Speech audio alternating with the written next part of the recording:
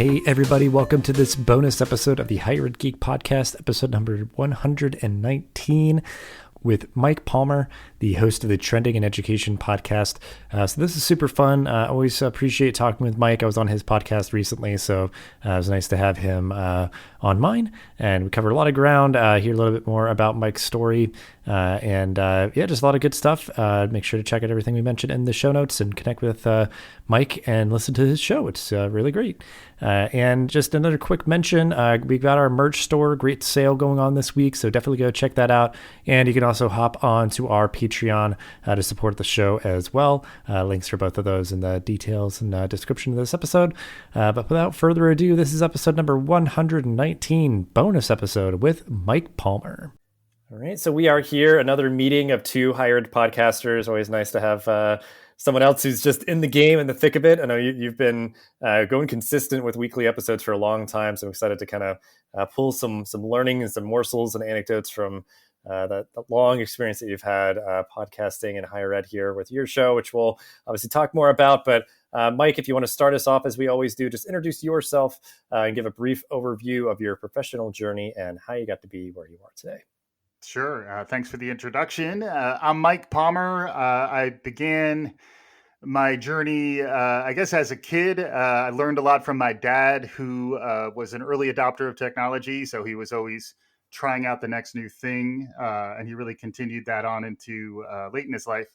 From that, I also got a love of learning, I guess, from Dad. And then thanks to pretty good SAT scores, I wound up getting a scholarship to go to New College in Florida, which wound up being the best choice for me in that it was an alternative educational concept. No grades, you contracts, 7 contracts, and then you write a thesis and you do 3 independent study projects to graduate.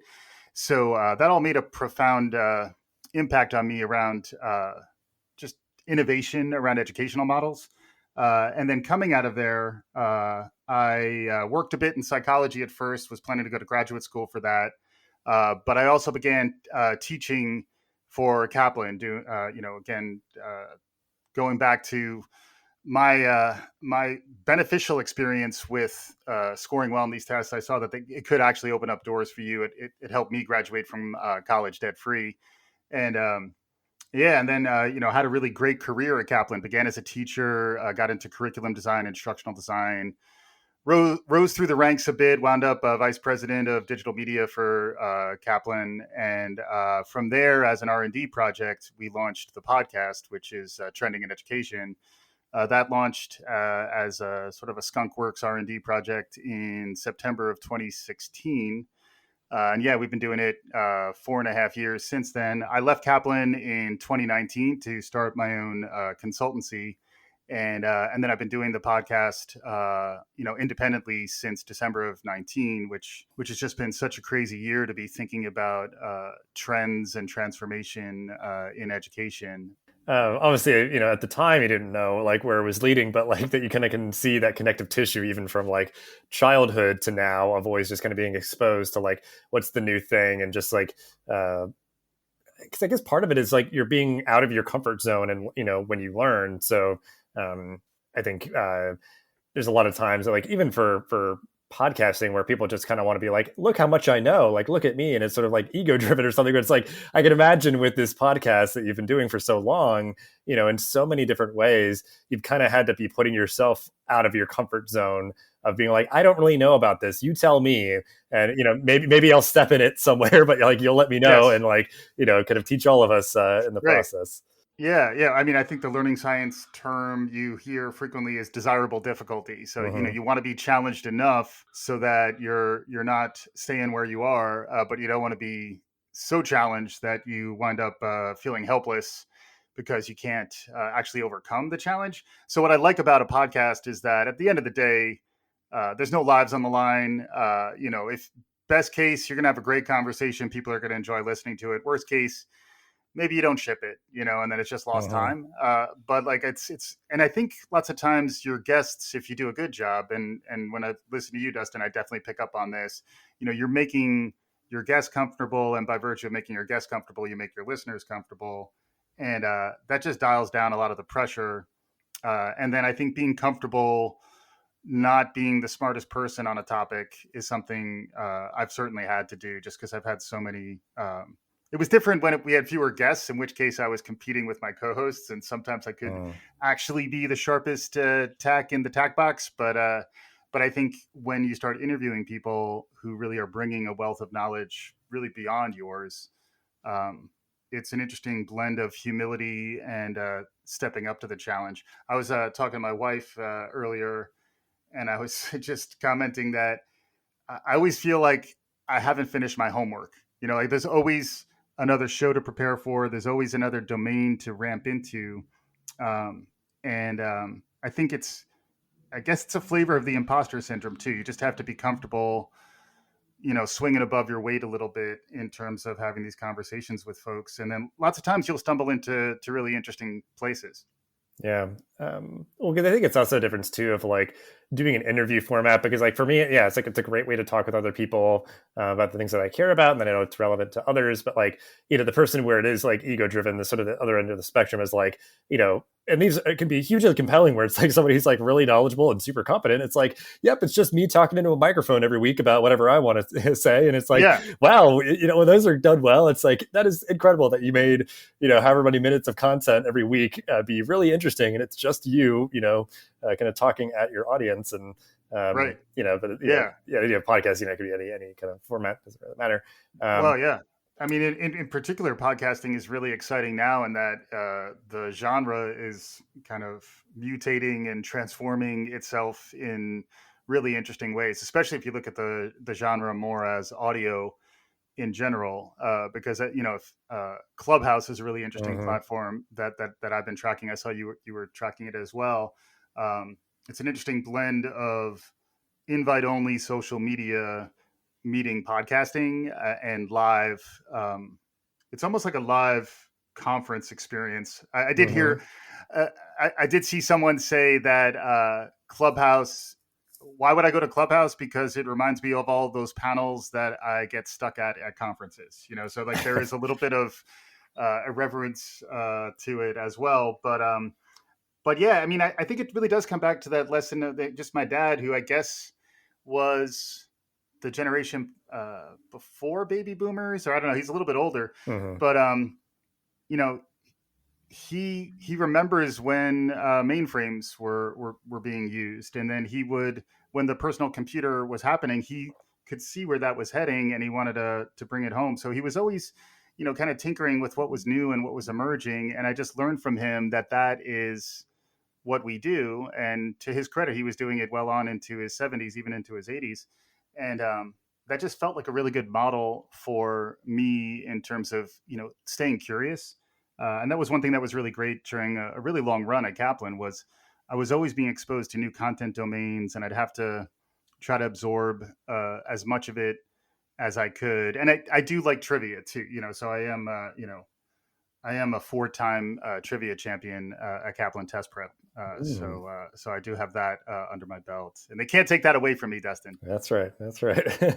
Well, I guess I'm curious because obviously, I mean, it's a very compelling premise of like, the idea of, you're interested in trivia and sort of what's novel and new and all that, just, connecting it all the way back to your origin story, as it were. But, in terms of like, I'm always kind of curious because like for me, like, as an avid listener of podcasts, and, I've been doing this for between different shows, I always have to like do the mental math. I guess next month it's going to be 8 years. So I'm curious, maybe like how you initially got into it, or what was sort of compelling about doing this versus, like you said, like kind of examining all these different platforms and ways that you could be putting content out there, or just sort of like, like kind of figuring out what is trending. Like you could have done that in a lot of different ways. Like, did you have like a background with like radio, or I don't know what kind of inspired the podcast, like just that one little, like the catalyst of it, as it were? Yeah. Well, I mean, part of it was that Kaplan Test Prep was part of Graham Holdings, and so was Slate. So Slate had an audio booth, a whisper room that they bequeathed to us at Kaplan, and we installed it in the middle of our cubicles there. So that became I liken that to when the gods must be crazy, a Coke bottle falls among a tribe in Africa, and like there's a completely different understanding of what the thing is. But we it was my job to be experimental with technology, to see what's happening in new and emerging media beyond education, and try to find the applications of those trends. So that's why it was a bit of a natural fit. And then audio, mostly as a listener, and then also as someone who spent a good deal of time reflecting on e-learning and instructional design, and someone who thought a lot about the power of teaching. A lot of the power of teaching is really the power of their voice, and that's a very profound insight when you arrive at it, because frequently you're thinking about the physicality or their face, both of which are really important, as well as their cognitive virtuosity. But I think the thing that people really learn from is the spoken word, Uh-huh. and a genre like podcasting gives you that level of a focused channel that I can just listen to. And this is where I refer to our ears as our learn holes, but they're really there to take in information and to understand language. And obviously, you want to pair them with your eyes, also known as your learn balls, and you want to have both of those things working at the same time if you can. But there's a rich history of uh, the power of the spoken word, whether you go back to the history of poetry or hip hop or philosophy. In all those cases, it was really the words and the way they were intoned by a speaker that were so profound. So I've gradually gravitated to that. Also, I find that I'm not a big eye reader now that I can listen to books. Mm. It's less often do I have the affordance of my eyes to read with, and more often, especially if it's voiced by the author, I want to get the sense of emotion and idiosyncrasy that you get from voice. I mean, yeah, all really. I mean, just I think the depth of that, and also just taking it with some levity, I guess. Sort of the duality of just like the technical terms of learning holes and learning walls. Well, yeah, because it really is that, like, because we mentioned really briefly, like, before jumping on here, just like that idea of like, oh, if you do like a video interview or podcast, whatever, like it's gonna have to be shorter. Like people's attention spans to just stare at something for a while, like they're probably gonna end up being like, well, I can still hear them talking. I'm gonna like go up and do something else really quick. So it's like, well, you might as well just do the audio, and when it's done well and high quality, it could just be really compelling in all those ways that you said. Like it just makes, like, in kind of that weird way, like it allows someone to focus better in some circumstances, I feel like. But so really interesting.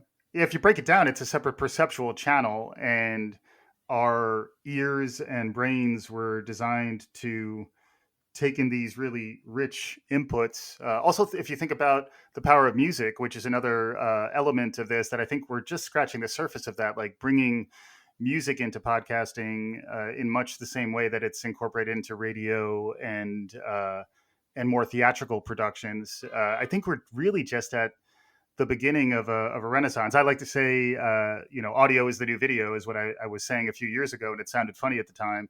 And now it's true. If you think about, especially if you start extending it into things like immersive 3D audio, which I saw the David Bowie exhibit was here at the Brooklyn Museum a couple years ago, and it was all 3D audio where you would wear your headphones, and then based on where you were in the museum, you would start to pick up on different music, and the music would help you wayfind to a particular Bowie costume where he was, or video installation.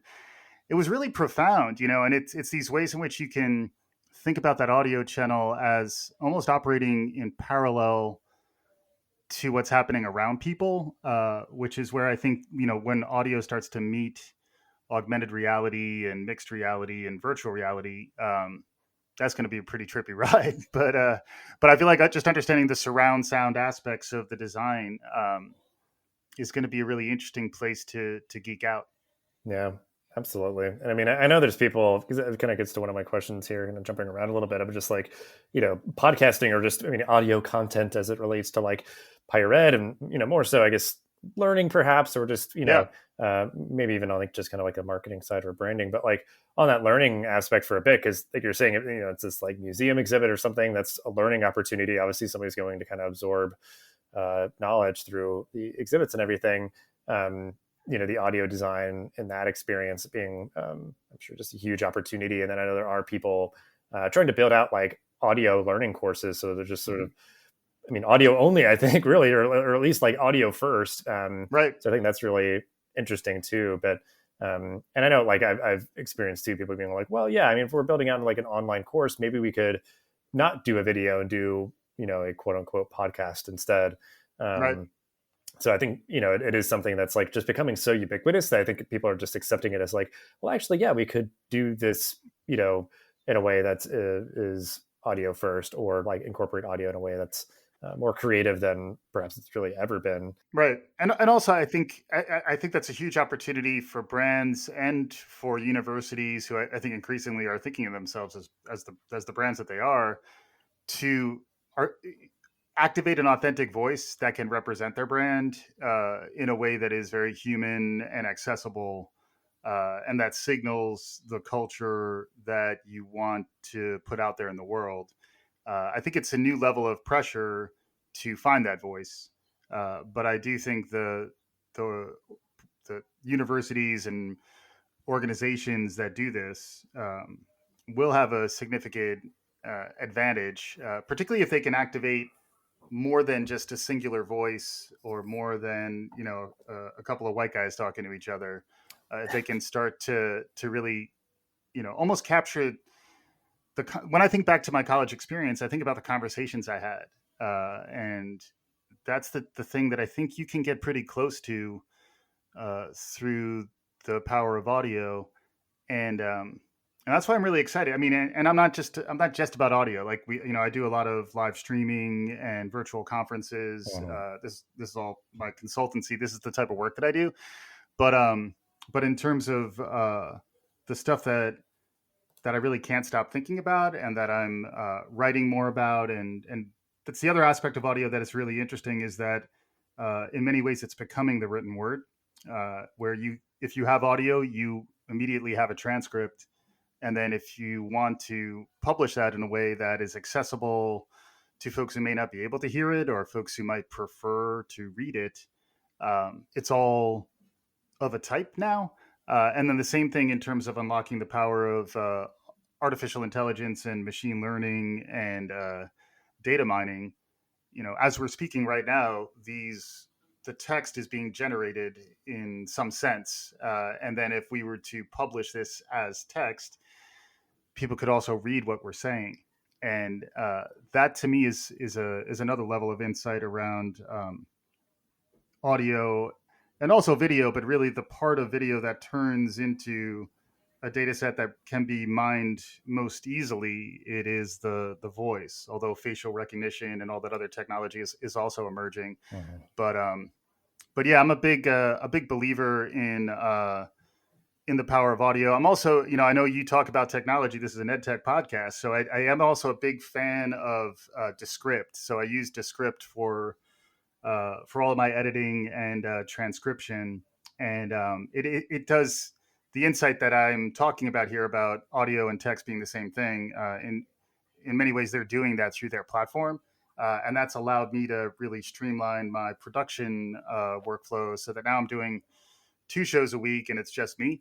My wife helps on the website, and I get help occasionally, but the editing and the post production, that's all done by me in Descript, and and that's a really interesting model, because I think you can start to scale really high quality content. If you imagine not me, but like Sal Khan, and if you could train up 10 or 15 really outstanding instructors who are powering these channels that are generating a ton of content, in many ways you can start to solve some of your content scarcity problems, and then rapidly stand up new stuff in response to some of the emerging skills gaps that we're going to see.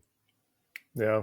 Yeah, I mean, it's the idea of like there's definitely space for just like building these skill sets more broadly because any organization, any department at university, like you'd want to be able to like, well, yeah, let's like put out content ourselves or like um, I don't know, yeah, just not have it be like bottlenecked for like, well, we got the one person who can edit audio at our campus or something like that's it. And it's like, Yeah. well, no, yeah, there's different platforms that make it pretty user friendly to do those things, and we'll definitely link out to that tool that you mentioned. But um, yeah, I mean, because I also do everything myself, and I think it's Yeah. interesting because like to an extent, like I started this as kind of just like, oh, it'd be cool to do this so I can just learn about it. So I just know what it takes to do a podcast. But it's just like, oh my gosh, this is so great. I'm learning so much and like kind of building a network and all that.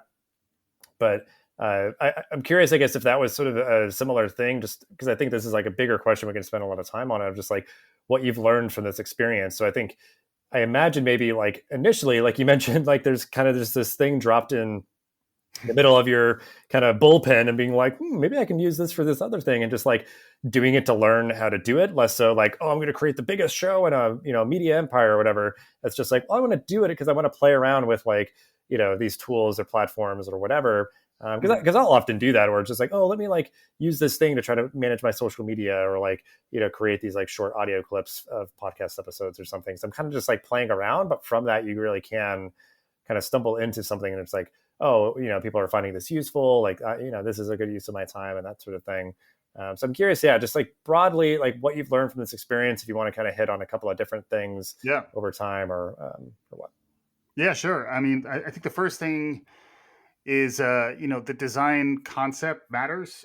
So I think the idea of looking at what was emerging in learning as broadly as possible, which is the real initial design intent of training and education, and we're still pretty true to that. Is like, don't don't focus on a silo. Look laterally whenever possible, laterally and across. If something's happening in one particular domain of education or learning, could it be applied across more domains? And then if something's happening in an adjacency like technology, media and entertainment, esports, gaming, something I know you have some passion for. Could that be applied uh, in new ways within education? So it's a combination of both those things. I learned that doing a podcast with that as your design intent is smart because it's going to motivate you to keep doing it, and then you're going to always be learning and staying relevant. So in a way, it was designed to keep us frisky. If you had to talk about things beyond what we were doing at the time in test prep, uh, it required us to ramp in new ways, and that's good because the skills that we learn today are going to be outdated, in the next few years.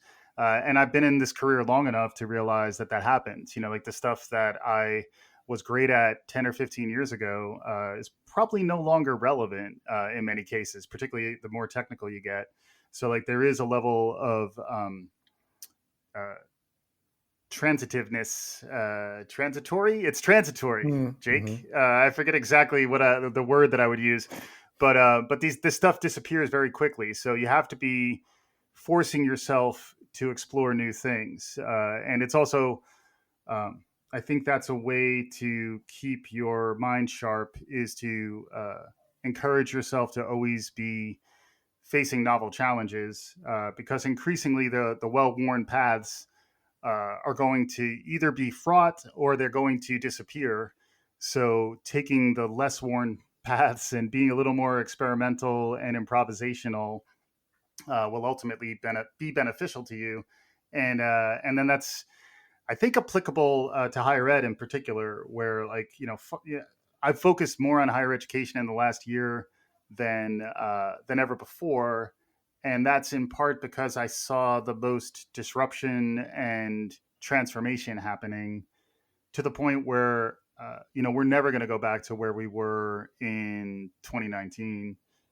Whatever emerges out of this as we begin to blend higher ed in-person experiences to whatever continues to happen online, um, that will open up some real opportunities for those who want to be on the right side of the cutting edge. And then I think it will also introduce new problems around access and equity and financial viability on the wrong side of the equation. But it does feel like a shock to systems, so that those who were not comfortable with novelty, not comfortable with putting themselves into those uncomfortable positions where they have to learn new things, it is a bit of a sink or swim dynamic that I think many of us are going to begin to face.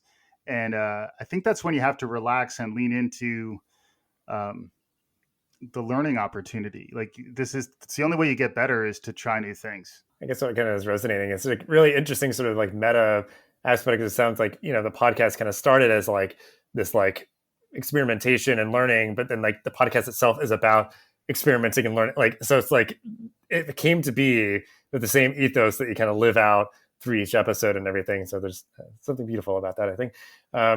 But yeah, I mean, it sounds like obviously you're probably learning things from the episodes themselves too. And there's like, because I know that's for me, and like we were talking about kind of getting out of your comfort zone and being open to just not knowing things, and like really just being open to learning and asking the right questions and everything. Can you think of anything in particular that you feel like was like, just in recent memory, like maybe a recent episode where it was like really enlightening of like, wow, I knew nothing about this before, and this episode was like, just at least just for you personally, it was like super enlightening. Recently I've had more conversations about virtual reality and its applications, which has really, it was a trend that I identified. I was looking ahead at 2021 and I was talking about 21 trends, and virtual realities, what I called simu-learning, but learning through simulations as something that I had already been talking about prior to the pandemic, but then the pandemic has really fast forwarded that in many interesting ways.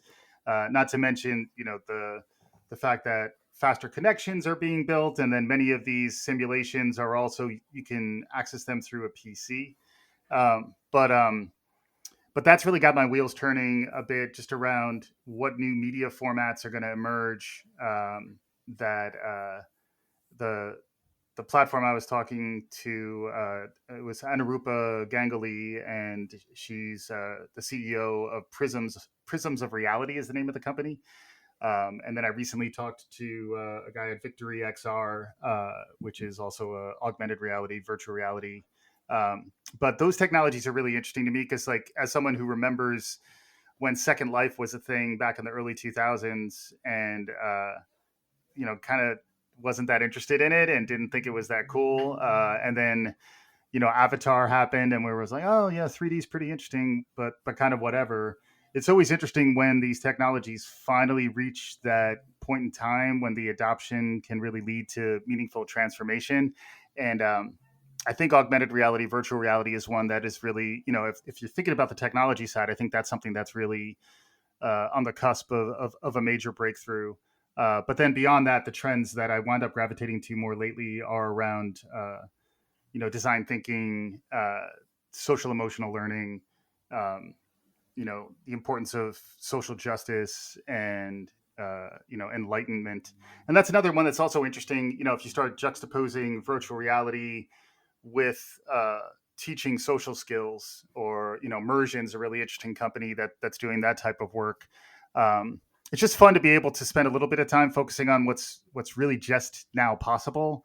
And especially as those cycle times keep on accelerating, if you play with your head up, the 2020 should be a pretty fascinating time to really invent new forms of instruction. Yeah, Immersion was the one I was thinking of when you were talking. I was like, oh, I saw that one time and it was really cool. So yeah, we'll link out so folks can check out all those different things that you mentioned. But yeah, I mean, all of those are things that I feel like I've been just kind of hearing more and more about. So the idea that you've like, learned about them and continue to learn more as like time goes on through your podcast, and just like, because I feel like it's like that phenomenon of like, once you hear about something for the first time, you start seeing it everywhere. It's like, has this been always around, or like, is it just now really becoming that much more common? I think it's definitely kind of the latter. Yeah, it's also the availability heuristic though too. Like that is like humans are notorious, confirmation bias. Like once we anchor on something as existing in the world, we're more likely going to notice it more. And there's all these other things that we're not noticing at the same time, which is interesting. But that's the other trend, just to add one too, is just more around performance psychology, behavioral economics, like next level social sciences that are designed to optimize human performance, is something I was always interested in at test prep. And now you're starting to see that with, it's the Peloton of learning, or even learning while you're on your Peloton. But that space, I think, the self-improvement movement has been huge.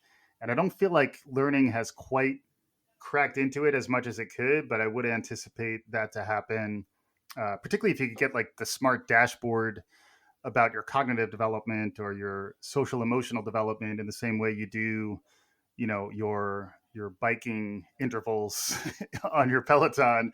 That's the type of stuff that's probably going to be emerging in the 2020s. Mm-hmm. Yeah. Yeah, super cool stuff. And I guess, anything else you'd want to kind of just name drop resources for folks, either just like stuff that's grabbing your attention generally, or if it relates to podcasting or education or otherwise. But nice to kind of fill out sure. the show notes. Sure. So trendingineducation.com is the website of the podcast we were talking about. Trending in Ed on Twitter. And then palmer.media is my website. So that's where we're about to be relaunching in the spring. So I'd say keep an eye on Trending in Ed on Twitter. Follow me on LinkedIn, and then palmer.media is where we're planning a bit of a launch in the April-May window. So if you like what you're hearing here, you like what you hear on Trending in Ed, I'm excited for some of the new stuff we have cooking on the horizon. Very good. Yeah, we'll link out to all that for sure. And we'll wrap up the episode then here. Any final thoughts or calls to action to end the episode on? Because I feel like we've kind of been speaking a lot about, just sort of, learning and growing and, getting out of your comfort zone and those sort of things, and the curiosity. But anything you want to wrap up on? Yeah, one other show. I just had Jeff Gotthelf on the show. He wrote a book called Forever Employable, which I thought was really interesting. He's the guy who wrote Lean UX back in the day. And he's had a long history of, extending agile and lean practices into new domains. That's another trend that I've seen a lot of in higher ed. But in Forever Employable, he talks about thinking of yourself as a product and beginning to ship as regularly as you can, and learn not just from the successes, but also learn from your failures. And I think there's just a lot of meaningful lessons to be learned there. And I think, both of us have started these podcasts, and the only thing stopping you from becoming a creator in the creator economy is you. And there's a point at which, if you're not making things, there are people out there who probably are. And, you probably want to learn some of these tools just so you can stay frisky and employable, well on into your later years. So Forever Employable was a pretty interesting book, and I just had Jeff on the show, and wanted to put that one out there as well. Well, I think that's a great way to sort of wrap it up, though, is because I think that really summarizes a lot of what we talked about too. It's just that idea of like, well, what's the big deal? Why should I stay so curious or learn these new things? It's like, for kind of your resiliency in your career, or just to be that more marketable and those sort of things. Like, obviously, that's not the end all be all, the most important thing in the world, but it's up there. It's very important. So, so I think that's very compelling, and, it can take whatever shape, like you said. It's whatever tools, platforms, or just like, because for me, like you mentioned, like being into esports, I, as of the recording of this, just finished my last course for my esports certification. So I'm not like exactly sure what I'm going to do with that yet, but it's like, that's something distinguishing that not a lot of other people have yet. So, I've been keeping an eye to see if there's opportunities to get involved in that space. But, I have something formal that is like a credential that shows like, wow, you've really done your literal homework, like formal, kind of learning through these short courses on it. And it's, just kind of trying to stay frisky, as you said, just like being in that place where it's like, kind of nimble and agile and lean, and those kind of verbs and everything. Like, it's, that is often advice that is applicable in our kind of daily lives. But like you said, it's showing up in a big way in higher ed as we kind of get into the space of like hybrid and different things, where it's just like, like somebody could just kind of like pop into this online course, go to On Ground, do this, that, the other thing, Yeah, great point to end on. And thank you so much for taking the time and all that you shared. And as always, we'll have ways to connect with you and everything that we talked about here in this episode in the show notes. But always great talking to you, Mike. And it's just, again, it's always like super awesome to talk with another podcaster because you just gotta get it. And it's just, I don't know, it's just always a really good time. So thanks always again. happy to do this, and keep on doing what you're doing. I really appreciate your work as well. Thanks for listening to this episode of the podcast. Make sure to rate, review, and subscribe so you never miss an episode. Thanks again for listening, and we'll see you in the next episode of the Higher Ed Geek podcast.